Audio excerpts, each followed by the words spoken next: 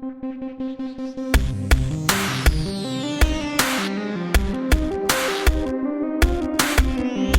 is the 911 Calls podcast with the operator. I don't know what just happened. It was a big, huge boom. There's a truck over here.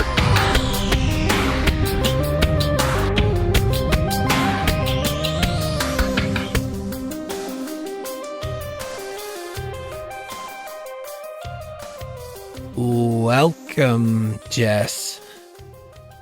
Hello.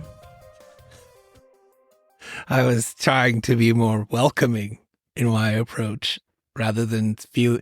I think I've said it before, but my intro always sounds like I just burst through some saloon doors. Gung, gung, gung. Oh, hello, Jess. We meet again. Well, the call could be daunting. I don't know.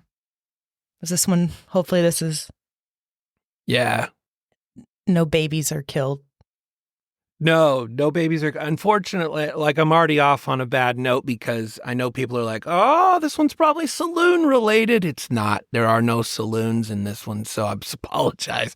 I even told myself I'd be on script, but okay, I'll start. I'll get on script right now. So, Jess, in the uncut, I left you with a big word, a weird word. Were you flummoxed by the word flummox? Nothing you say flummoxes me. Yeah. Hey, good use of the word in a sentence. So I thought I'd give you a couple other weird words to start. And I realized I use a disturbing number of these weird words, like literally on a daily basis. And I asked ChatGPT to come up with some of the weirdest words and also give me the etymology or the source of the word. And then it's like, here's some really weird ones. And I was like, oh, those are part of my daily vocabulary. So check this out. Here's one. It says, a noun, kerfuffle. I use that word all the time. I use kerfuffle all the time. I feel like that's a pretty common. Yeah, it's not. I am not exclusive to using it. I think More likely to use kerfluffle than flummox. Okay, sorry. Yeah, definitely. I'm not flummoxed enough to actually use it. But kerfuffle refers to a fuss or commotion, especially one caused by conflicting views. So, like political kerfuffles. You wouldn't find conflicting views on The View, though. That's the funny part, is because The View, they're pretty much all the same in viewpoint, plus a laugh track. The etymology of kerfuffle is kind of interesting. It originates from the Scottish word kerfuffle, but with a C instead of the K. With ker from the Scottish Gaelic car, meaning to twist or bend, and fuffle, meaning to disorder. I like that. Like, fuffle sounds like, to me, I could see some lady in a cabin getting her day started and she's got to do the laundry. And so she's fuffling the bed sheets. Like, that sounds like what bed sheets do when you grab them all. Fuffle, fuffle, fuffle. I like it. All right, here's another word for you. This one's kind of interesting. Malarkey. I've heard that one before, right? Malarkey. Yeah, you've probably used it. I think I do. It's nonsense or foolish talk. This is interesting. The word malarkey didn't show up in the English language until the 1920s. That I thought for sure it was older than that. And they think that the origin for it, although it's kind of unknown, it may derive from Irish surnames like O'Malarkey, which is a Irish surname. And so malarkey would be kind of offensive. That'd be sort of like saying, he pulled a Jess. Like Eddie Haskell has gotten the rap of a certain type of person, right? Yeah. Yeah, so apparently Peter O'Malarkey was always telling lies, probably, or something. Foolish talk or nonsense. I don't know. All right, skedaddle. I use this one again. I use it all the time. It might be because I'm white and a man that lives in Idaho. Skedaddle, I use it all the time. I think I use it all the time. You know, I'll be at the mailbox, and the post office driver comes by, and I'll have a conversation, and she'll be like, "Oh, I gotta get going." And I'll be like, "All right, you skedaddle on out of here now." I think you're showing your age. I think so. Malarkey, skedaddle. I call the young kids these days the youths. I call them wiseacres. Just kidding, I don't. But skedaddle means to run away hurriedly, obviously, to flee, originating in the American Civil War in the 1860s, probably derived from the British dialect scaddle, which means to run off in a fright, or from the Greek skedanumi, meaning to scatter. It's hard to say, and I don't think hearing the word skedanumi in ancient Greece was probably very common because there's probably quite a kerfuffle happening. When somebody says skedanumi, all right, fine, I'll move on. This one was fun. Are you bookish? Yeah, I read a lot of books. Do you buy or do you sell your books ever? No, they're audio books mainly. Okay. Well, if you bought or sold audiobooks, you would be called a bibliopole. What? Kind of cool. Bibliopole is a person who buys and sells books, especially rare ones. Neat. Have you ever bought a first edition book of anything? Have you ever done that? No. I got to be honest, there's something kind of cool. It kind of stirs the soul when you go and seek out like your favorite book and try to find a first edition of that book. It's really interesting. I own one first edition book, and it's signed, and I bought it for my wife when we first got married. If you give a mouse a cookie, I have a first edition of that one signed. That's neat. All right, fine. I've got one more word, and this one actually is relevant to the case we're covering today. Thanatophilia. Origins, the Greek word thanato, meaning death, and philia indicates fondness or love for. So the word refers to an attraction or affection for death or dying, which we might know it more commonly today as morbid curiosity. Oh. Here's an interesting thing. So there was a study done that explored why people often choose to look at pictures that are scary or show bad things happening, like violence or accidents. In the study, it's like when someone can't look away from a scary movie, thanatophilia. The researchers found that people do this a lot, actually, especially with pictures that show people in bad situations, and that they often would prefer these subjects were given just this barrage of images, and they were told to press positive, negative, or neutral as their response per image that they were presented with. And they found that the majority of the people preferred negative images over neutral images. Some of the takeaways from it were people often chose to view images that depict negative scenarios like violence or harm. Social negative images involving people were preferred over other types of negative images. That's interesting. So like people were more attracted to negative images that showed people in negative environments. The preference extends to choosing negative images over neutral ones, which I mentioned. Physical harm. Here's this interesting caveat though. Physical harm and natural threat images were less preferred, but still chosen more frequently than neutral images. So it kind of shows that there's a complex relationship between negative stimuli and human behavior. And it really highlights that morbid curiosity is pretty common among, and I would say, in a different kind of medium, true crime podcasting is another example of thanatophilia. Well, with that being said, I thought I'd draw a really kind of dotted line to something that we do every single year that was actually a component of this study, which they drew an association from morbid curiosity to people that are attracted to fireworks. Okay.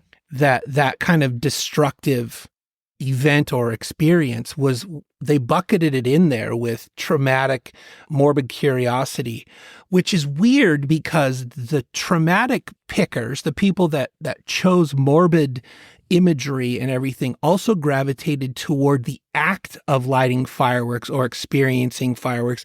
Here's a weird thing though.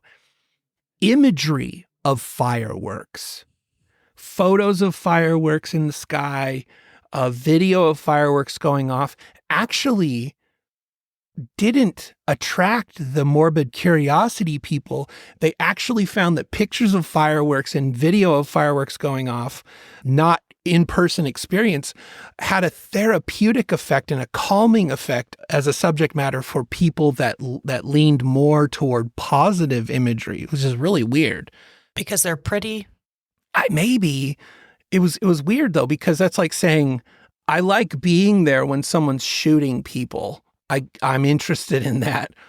But then the other side's like, I'm more attracted to watching people get shot on video or in photos. It's this weird mix because it's one dangerous, like intense activity complemented both polar ends of this study of the people that were in the study. It's weird. It's weird. I just thought that was fascinating. I hope this has something to do with fireworks. It does. It does. Da-da-da. Here we go. So let's start with the folks in our story. So we've got Kyle LaFleur and Corey Waugh. Both are 27 years old and they live in Deltona, Florida. Now, this city is a slice of Florida's kind of wild beauty.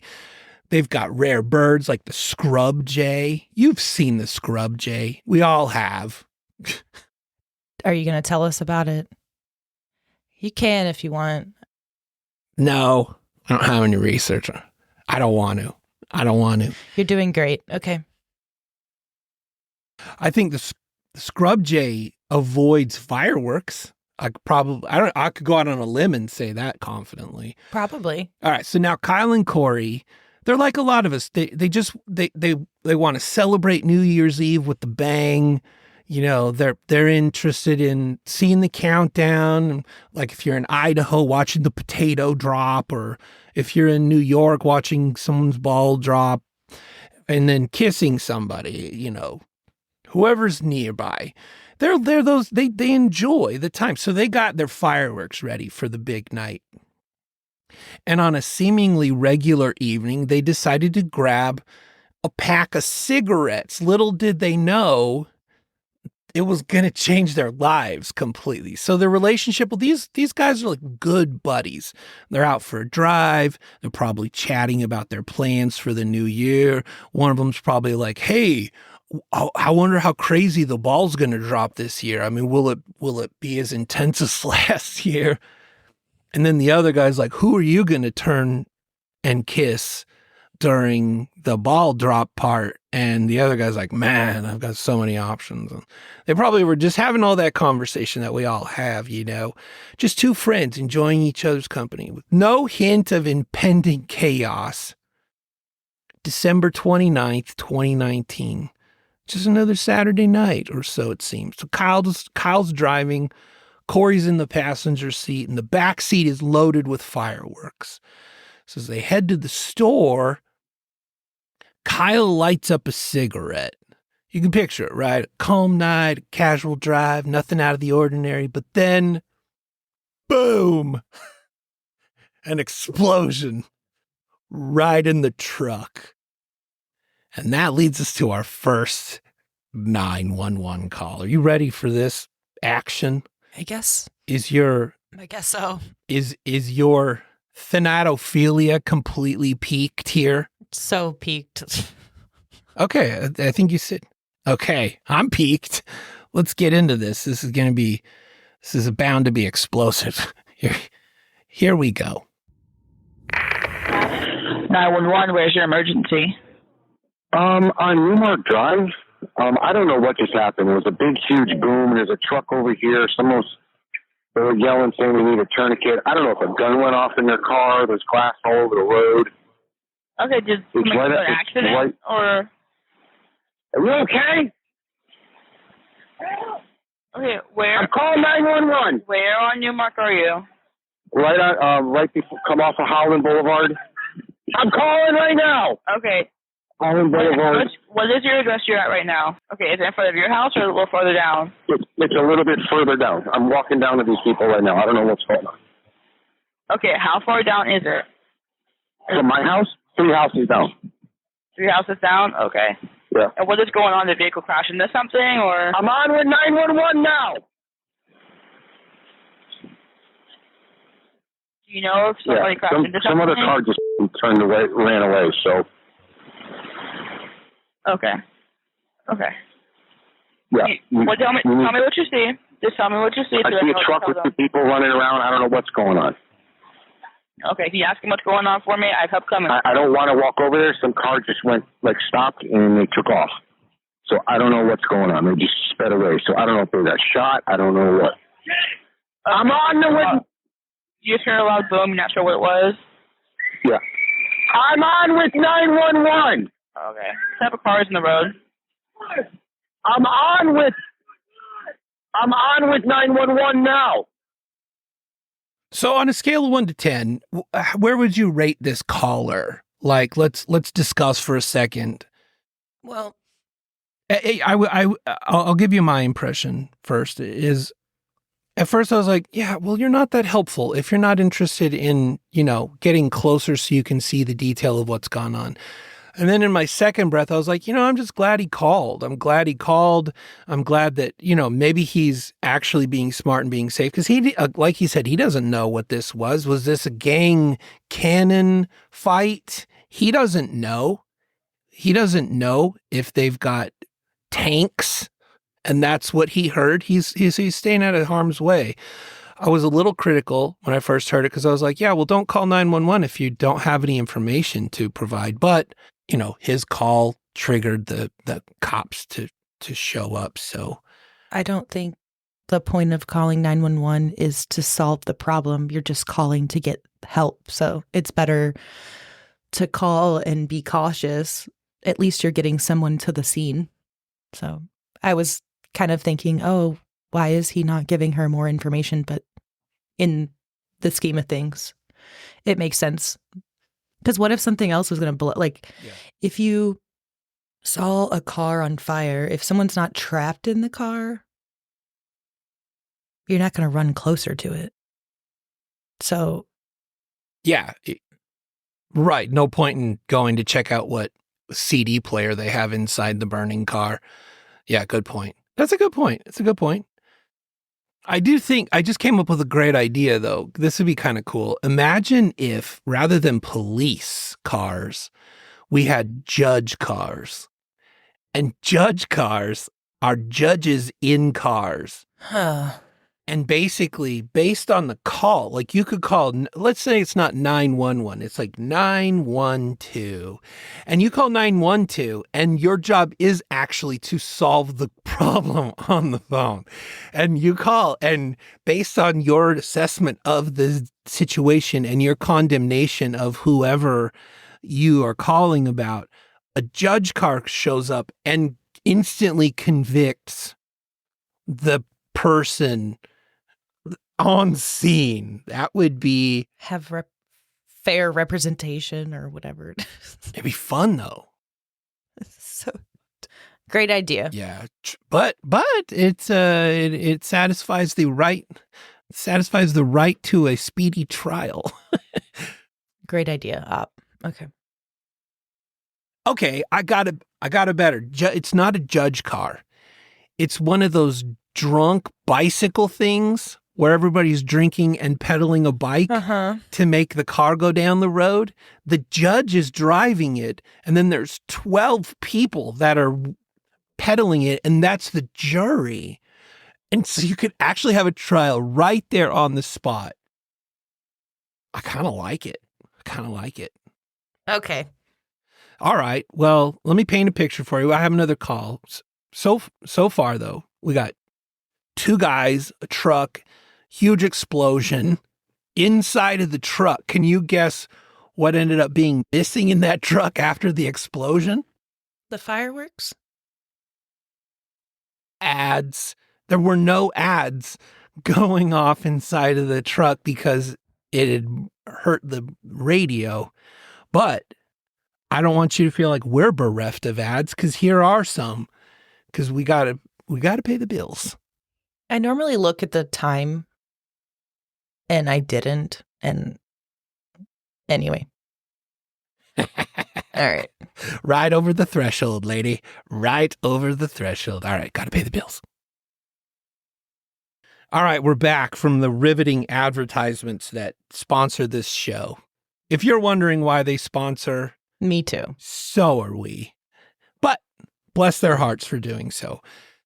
Hey, Jess, so would you like to hear another 911 call regarding this incident? That'd be great. Yeah. All right. Here is one more. Here. Awful. Can you imagine me as a newscaster?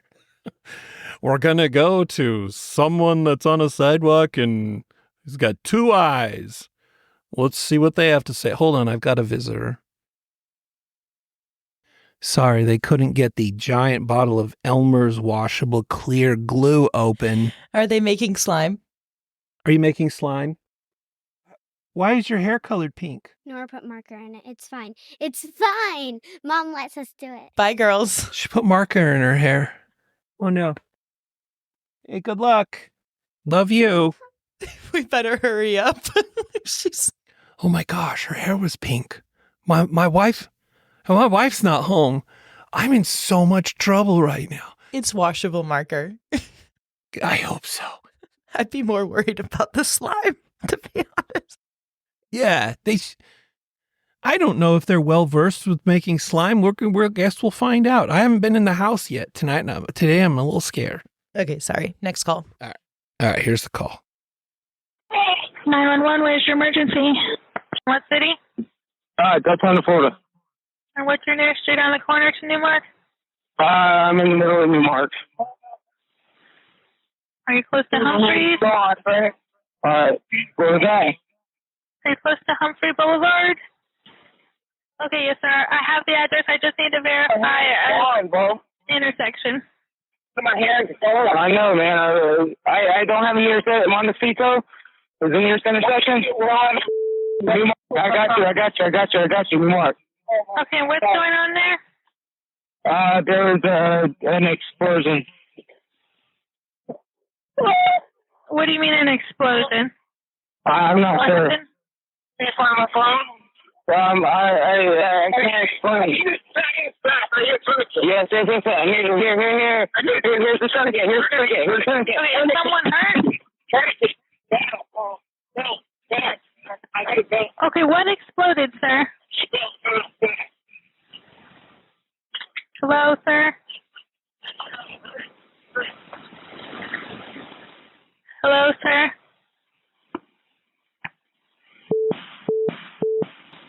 Hello, sir?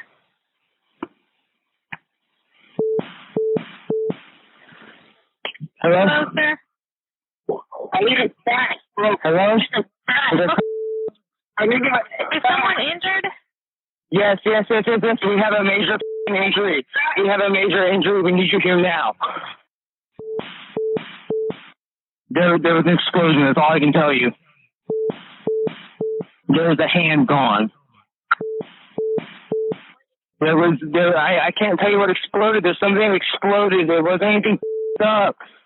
It was a firework. It wasn't a car, was it a building? It was a firework? No, it was a person's hand. We need somebody right now. We need somebody now, please. Okay. I'm going to go out on a limb and say this guy's in shock on the phone because holy uselessness. Like, Right. also, who calls 911 and then just goes unresponsive when you're not the one with the problem? Who does that? Like, Someone that's in shock. So was he saying his hand is gone? Yeah, he was saying, all I can tell you is there was an explosion. But then he proceeds to say it was a firework. So not just all I can tell you was an explosion. It was a firework that exploded inside of the truck. Here's some of the backstory. So Kyle, sorry. I shouldn't have said that out loud. Sorry. When he wasn't punching the dashboard, Kyle's lighting cigarettes inside of the truck full of fireworks. So he's got the window down. He lights his cigarette, and there's no answer as to exactly what lit the fireworks in the back. I'm going to go out on a limb and either say he's probably not using a match. So he's using his lighter, and so either there was a spark or some hot ash off the cigarette made it into the back because he had his window down and blew it back there. The serendipity of that ash falling right on the fuse of a firework is like next level.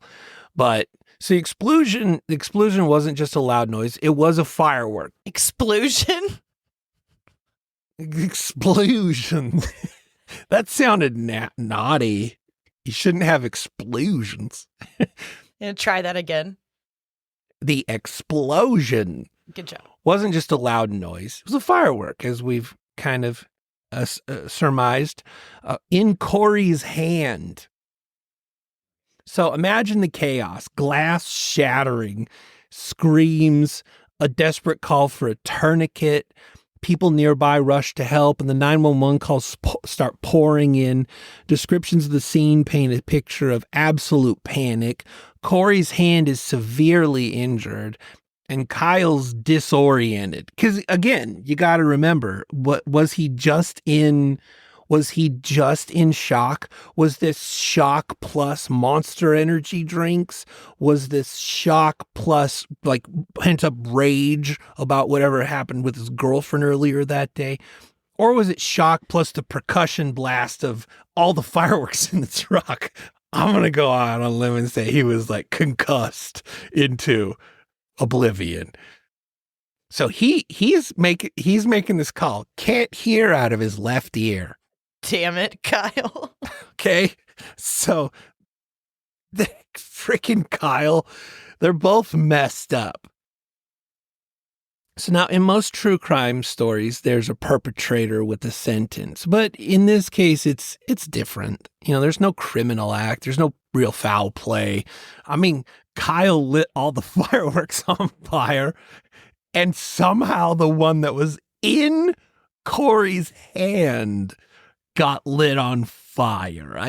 I don't know, but no foul play. Let's just chalk it up to major accidents. Real punishment is the aftermath, the accident, I'd say. Corey's hand, severely injured. Kyle.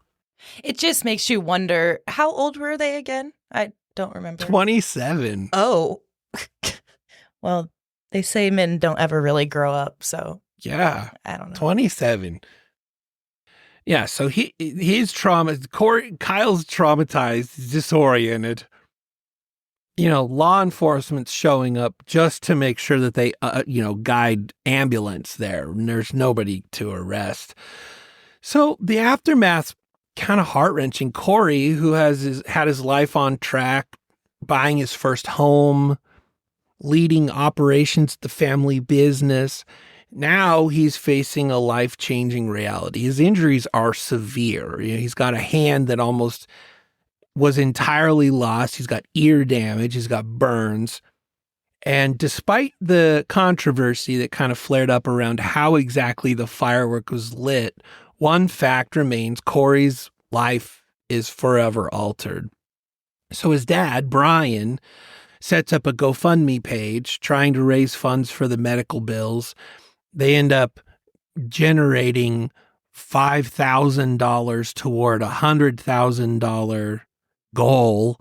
And I don't recall on GoFundMe, if you don't meet your goal, I don't know if it cashes out. It does.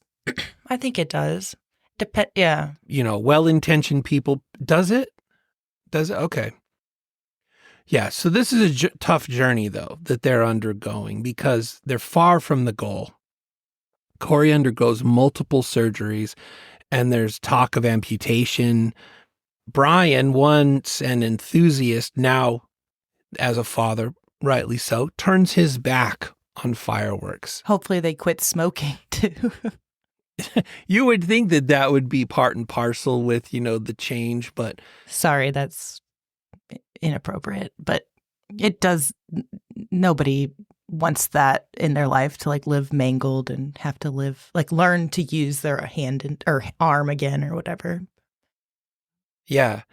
On the GoFundMe page, Brian, the dad, did give an update at one point. He gave 3 or 4 updates, and most of them were given right as he was in the hospital very early on. And so they were just sort of touch and go updates about Brian's condition. Most of it was he was out, unconscious, But he does give one update. He says, quick update. Corey was in much better spirits today. He was smiling, laughing, and being a comedian. He was just being regular old Corey. He's scheduled for his 4th surgery tomorrow morning, and there will be more. We just don't know how many more. On another note, I was with Corey this evening when the nurse changed the bandages on his hand, and I was able to see all of the damage. Wow. I was in utter shock and completely devastated for my son. I now understand why the surgeon said that the injury to Corey's hand was by far the worst they had ever seen. However, as I stated on more than one occasion, Corey is a fighter and he never quits. He knows very well how to improvise, is quite capable of adapting, and will definitely overcome. Please stay tuned. That was on January 4th, 2020. January 8th, Corey posts on Facebook, Corey Waugh. And you know how Facebook does that thing where it's your name and then is with, and then it's people, or is feeling blah, right? Well, you can also do it. So when you give a rating or review of a place, so here's the title for the post: Corey Waugh doesn't recommend HCA Florida Lake Monroe Hospital. January 8th. Dude's still in the hospital. He's probably still loopy and everything. He says they can hire more nurses so that the patients have proper care and on-time care. They could have had a better cleaning staff so the place is more sterile. When a few of the nurses were changing my hand dressing, they did not put any sterile pad underneath. They're soaking my hand with sodium chloride, which was dripping everywhere on my bed, and they were just like, oh, it's okay. I asked them why they couldn't just go get it sterile pad to have a sterile environment. They could have had nurses that are actually here for the patients in the patient's care rather than their paycheck. I had one nurse point his finger in my face and tell me that if I said the F word one more time, I was getting kicked out. That was right after I came out of surgery, and I was out for 4 days. Sometimes the nurses say they have more important things to do, so they don't get my meds on time, and they're always an hour or 2 late. At least I asked for a new gown one time, and they told me it would take 45 minutes for them to bring me one. The call button on the nurse is a hit or miss. I'm about 99% sure there's way more that's going on here, but I'm not even aware about. As I was walking past one patient's room, they were screaming, "Help, help, help." So I got to the nearest nurse and said, "The lady's screaming for help." And all they did was say, "Oh, she's a little lost. She doesn't know where she is at," and still didn't go to her room to check on her. I would never recommend anyone come to this hospital. I wasn't too sure if I had a choice because I was not aware of my surroundings at the time when I was showing up here. He sounds like a lovely patient, and I don't think there's a nurse in at least this country that is in it for the money. Right? Because if they were... Like if that's all you have to deal with are these kind of people, I mean, you're going to get jaded. However, interestingly enough, it's because he left this as a review of the hospital responded. They said, "Thank you for reaching out, and please know that we take these concerns very seriously. While we are unable to discuss specific patient encounters publicly due to the private laws, we would greatly appreciate the opportunity to speak with you further about your feedback. Please don't hesitate to reach out to our quality department." And then they gave a phone number. I'm sure that went well. I'm sure. Oh, but I do have some pictures of his hand. Oh. And it's not good. I'm surprised he still has, like, a hand left at all. Well, okay. Interesting that you would say this, because he wasn't that hard to find on Facebook. I can say confidently, I think he's doing well. He looks healthy and happy. He's kind of got that beach boy kind of look, really long, kind of blonde hair. And he looks like he's living life, and he's got a business that he's running. I had to chuckle a little bit because I scrolled through his photos. It's disturbing that you can do this to a complete stranger, but I scrolled through his photos, and he was constantly doing this in his photos, like the rock and roll sign. He's like, hey, in like a lot of his photos, he's doing the rock and roll sign where it's just a finger and a pinky. But that's his hand, though. Hey, dude. And then he posted the pictures on his Facebook of his hand, and it's like this. It's like the shaka bra.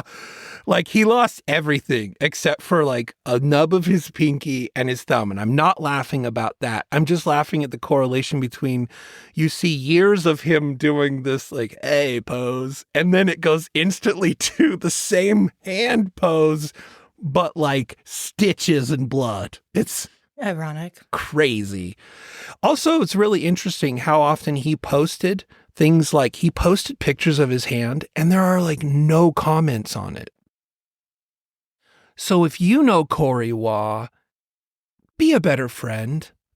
Come on, guys. He's posting his life on there and no one's commenting on these tragic, and then he posted a picture of his hand healed, and he looks kind of like Lobster Boy now. Like, he's, it's pretty messed up. What kind of business is he in? He's in landscaping. Okay. So may or may not lose another limb due to chainsaw or whatever, but I trust that he probably learned from this lesson. That's the story of Corey Waugh and Kyle. And the calls, here's the thing, is those calls are so common, but it's interesting. We don't get to hear too many, that's real life. Like, every 4th of July, there's a whole handful of people in each city that have this kind of, intense. Yeah. Don't play with fire, kids. It'd be funnier if this had happened in Palm Springs. Oh my gosh. Oh, it's just something about that.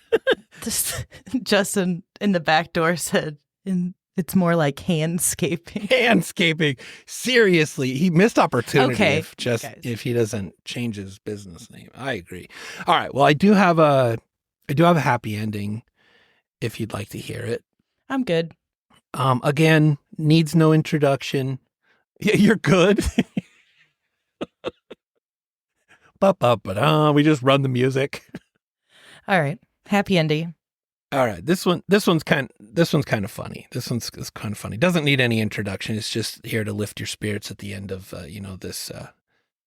this harrowing episode. So here we go. Get your driver's license and insurance card, please.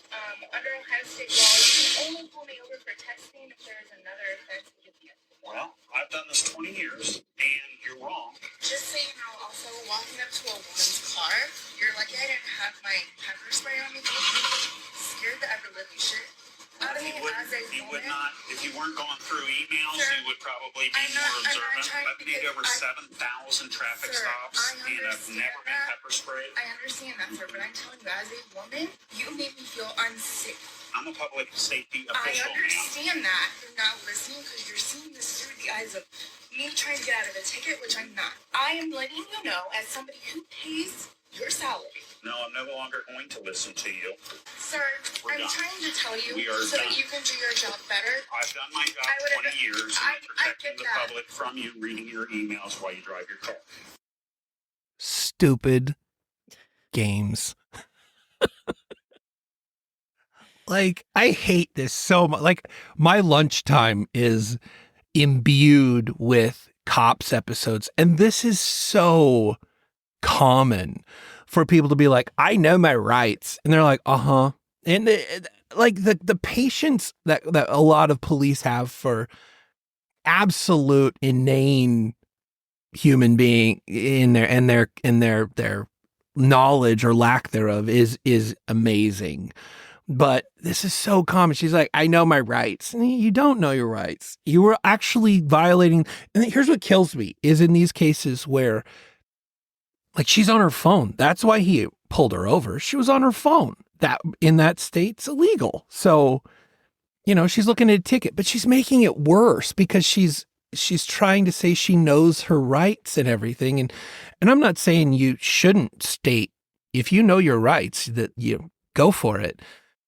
But you're talking to the wrong person. Police are either ticket makers because they're calling you out on a minor infraction that you caused on the road, or they're people collectors. Right. They collect you, and then you get to tell your side of the story to a judge. This isn't like, you're not going to win. It drives me nuts. What irritates me most is people that say, I pay your salary, or I'm paying you to do this. Like, Yeah. I don't have a choice. The person that's maybe doing a public service doesn't, like, that's their job. And yeah, I would argue that you could draw a distinct line between a taxpayer's tax paying and the salary of a police officer. But I would say, honestly, I think what you're paying for when you pay your taxes to your city and they use your funds, you're paying for the upholding of laws. Because if you think about it, that's across the board. That's what you're paying for. The reason the pothole gets fixed in the road is because it becomes a liability for the city. Everything is based on laws. And so, yes, intrinsically, you're paying the salary of a police officer. But really what you're paying for is the maintenance of law, of the ability for the city to be law abiding. And so when you're pulled over for violating the law, you're making a moot point on who's paying for what, because he's actually doing the job you paid him to do. right. You just don't like the fact that you're the one that he's, And focused honestly, on my breakdown of taxes, most of it goes to school here. Yeah. The majority of it, anyway. Very little of it goes to the police. Yeah. So It's true. Well, and less, depending on what city you're in, goes to the police. But that's a political conversation. We'll avoid that one like the plague. awkward. Awkward. Anyway, I thought we'd bring a little lighter fare this time around. I say as if it was intentional, but this was the episode that Rachel Spillers did the research on. And so this is the one that I went with, and I'm glad about it. I'm glad because, we've done a lot of baby ones and drowning people and just catastrophe. I'm kind of glad, last week's wasn't last week the wheelchair? Was last week's the wheelchair? No. Last week was the woman that killed her kids. Yeah. Oh, the baby one. Ah, darn it. So thank you, Rachel. I love you so much. Yeah, Rachel's research is showing off because she's finding things that are still good to talk about, but not, the lowest echelon of human form. So thank you. Episode research done by Rachel Spillers, and the writing for this episode and script development by the operator and ChatGPT. And I'm just here. Jess is just here for... You did a good job. Good job all around. She's here for color commentary. Diversity. I'm the woman hire. You're our DEI efforts in spades. Volunteer. Volunteer, woman. We're checking all the boxes with you. We're checking boxes with Chase, too. Chase lives in Oregon, and everybody knows if you're going to hire somebody from Oregon, you're taking a risk because they may not actually do anything. So, And he does more than the average bear. he's killing it. He does more than me, and that's saying a lot because, like, in between naps, I do quite a bit. So, anyway. But if you want to keep this thing afloat, if you want to keep this afloat. Yeah. If you like what you heard here and you didn't hear the uncut, you can hear the uncuts on 1159plus.com. You can also check us out, support us on Patreon, get access to the uncuts. Or if you're the kind that likes to just keep your ecosystem within the Apple universe, you can find us on Apple Podcasts as well, 1159 Premium or 911 Calls Premium. You can find all the uncuts. And with that, that's the end of my pandering for this episode. Like and enjoy and check the stars. Find us in the stars and give us reviews. And hugs, everybody. Do you want me to run another ad? No.